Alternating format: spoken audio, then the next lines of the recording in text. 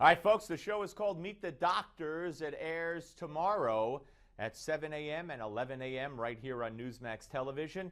And on DirecTV, that's channel 349. On Dish Network, it's channel 223. And always at NewsmaxTV.com. And joining us now is Nick Tate, Newsmax Deputy Health Editor and Meet the Doctors contributor. Hello, Nick.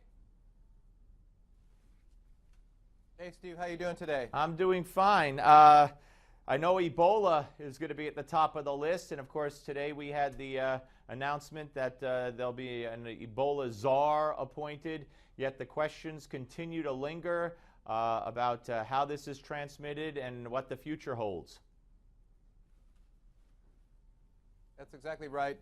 Meet the Doctors tomorrow. We're talking to a couple of Ebola experts and virologists. David Sanders, in particular from Purdue, is giving us an update on what we know about how Ebola is transmitted and spread, and the concern that it could mutate and become spread through the air like flu. Now, as far as we know, the strain of Ebola that is at the center of the current outbreak is only transmissible by exposure to bodily fluids, but it does have the potential, Dr. Sanders tells us, to in fact mutate and become transmissible by flu. And if that were to happen, it would be like something we've never seen before.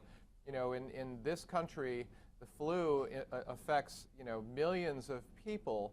30,000 Americans die every year, 200,000 go to the hospital, and if the Ebola virus were to mutate and become transmissible as easy as flu, it would be a public health disaster of enormous proportions. Oh, absolutely, without a doubt.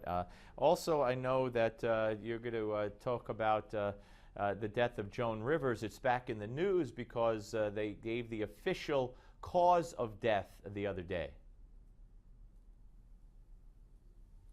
Yes, what's interesting about it is what they said is that the cause of death was a result of predictable complications from the kind of procedure she underwent. She was having an endoscopic procedure. They were checking her vocal cords. They were checking what appeared to be reflux.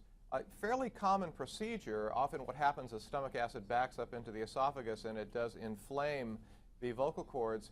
And the conclusion was that complications which are predictable as a result of this procedure are what led to a depletion of oxygen to her brain, and that's what killed her. What they did not do is they did not cite the doctors or say there was any wrongdoing, but it certainly raises questions about such a common procedure and how it could lead to the death of such a person as Joan Rivers. Yeah, no, absolutely. And I heard more than one doctor yesterday on the various networks that I was watching and listening to say that you have to understand that when you go in for any kind of procedure that involves anesthesia, the quote I heard was, you're rolling the dice. Now, I don't think most people are aware of that when they go in for an endoscopy or even a colonoscopy or any of those things.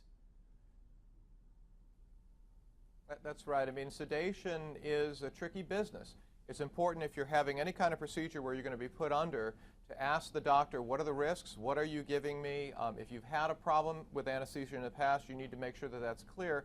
Make sure that the facility you're going to has a good track record and is properly licensed. And most of all, make sure there's a trained anesthesiologist involved in your care. So there are a number of lessons here that we're going to learn from the Joan Rivers case. Particularly if you're an older person, these are things you need to be paying attention to. And what is Alzheimer's in a dish? Well, researchers from Mass General Hospital have come up with this new, they've created essentially a 3D environment that they're referring to as Alzheimer's in a dish that allows them to kind of replicate what happens in the brain of dementia patients. And what this does is it allows the ability for them to rapidly test new drugs to test their effectiveness. I mean, literally thousands of new drugs could be tested in a matter of months.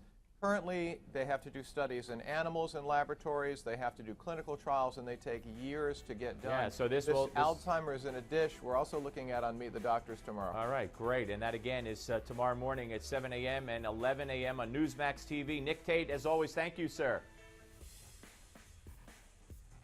Thank you, Steve. Be well. You too. You too. All right, folks, don't forget to watch tomorrow morning. And Gimme 5 is next. So